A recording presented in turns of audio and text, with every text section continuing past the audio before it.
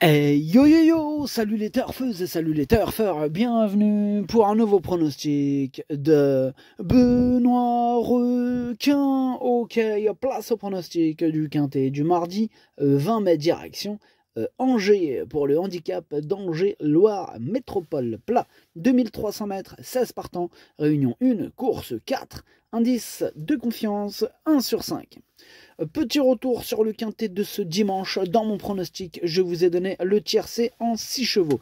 Et cette vidéo, je la tourne avant l'arrivée du quintet de ce lundi et je reviendrai dessus demain. Ok, c'est parti, on commence les pronostics et on commence avec le numéro 1, Splendino, que je n'ai pas retenu, mais attention, je l'ai parié, c'est lui le chef et le capitaine de ma petite liste des possibles casseurs de tickets repérés, attention.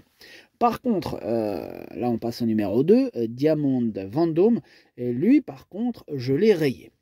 J'en ai préféré d'autres, on ne peut pas tous les retenir. Bref, on passe au numéro 3, Ragnar City, on écoute Alain Couetil. Qu'en est-il, Alain? Qu'en est-il? Ragnar City s'est bien comporté en dernier lieu, mais s'est retrouvé devant trop tôt. Là, on va rectifier un peu le tir. Bon, à Angers, la ligne droite est moins longue, raison pour laquelle je le présente dans cette épreuve. Pour moi, il a une première chance. Ah ouais? Pour toi, il a une première chance? Eh ben pour moi aussi, Alain Couetil, parce que ce numéro 3, je l'ai mis deuxième, je le vois bien batailler pour les toutes premières places. Bref, on passe au numéro 4, Moore Malpic, que je n'ai pas retenu. Donc on passe au numéro 5, Owood, et on écoute Eric Libaud. Wood, il a gagné un quintet à Compiègne l'an dernier et évidemment progressé depuis, comme le montrent ses performances. Donc comme il a été un peu baissé en valeur sur sa dernière prestation, je reviens dans un handicap avec lui. Il doit être compétitif à la valeur qui est la sienne, d'autant qu'il a déjà réussi sur cette piste lors de ses débuts. Ok, merci Eric. Ce numéro 5, c'est tout simplement lui mon préféré. Je l'ai installé bien sûr en tête. On passe au numéro 6. Véritable, que je n'ai pas retenu, j'en ai préféré d'autres. On passe au numéro 7. Colgan Senora, lui non plus je l'ai pas retenu mais je l'ai parié, il est à l'arrière de ma petite liste des possibles troubles faits. On enchaîne avec le numéro 8, on écoute encore Alain Couetil. Le numéro 8 c'est Janzi. On écoute Alain Couetil. Oui, Janzi a très bien couru en dernier lieu lors de sa rentrée. Alors comme elle est de nature un peu brillante, on l'a mise derrière afin qu'elle se détende. Si le terrain avait été souple ce mardi, elle n'aurait pas été loin de la vérité. Elle a le niveau et peut prendre une place. Ok, merci Alain. Ce numéro 8 me plaît bien, je l'ai gardé mais en toute fin de combinaison. On passe au numéro 9, Motion. Ce numéro 9, je ne l'ai pas retenu, mais il est en plein milieu de ma petite liste des possibles troubles faits. On passe au numéro 10, c'est Jet Set, et on écoute Ludovic Cadbin. Avec 2 courses dans les jambes, Jet Set revient dans un handicap avec une forme au beau fixe. L'an passé, il a montré une certaine compétitivité à ce niveau. Au regard de sa valeur qui a été revue à la baisse, il va être intéressant à suivre ce mardi. Il devrait bien courir.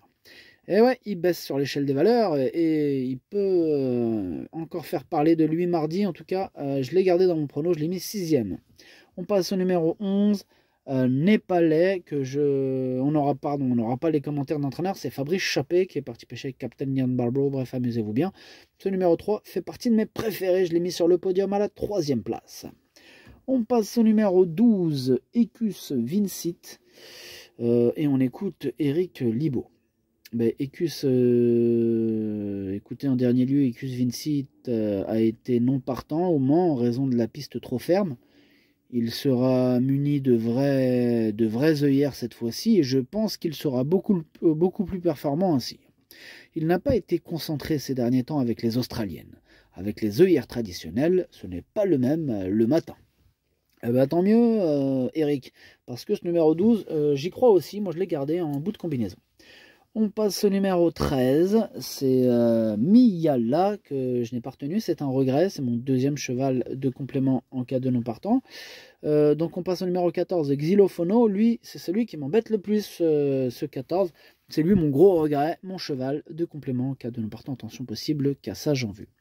On passe au numéro 15, Révalite, on écoute Ludovic Cadbin encore et encore. Ouais, je vous présente Révalite qui me paraît revenir en bonne forme. Bon, après une rentrée plutôt discrète, elle vient de bien se comporter dans une petite course, se faisant rattraper aux abords du poteau.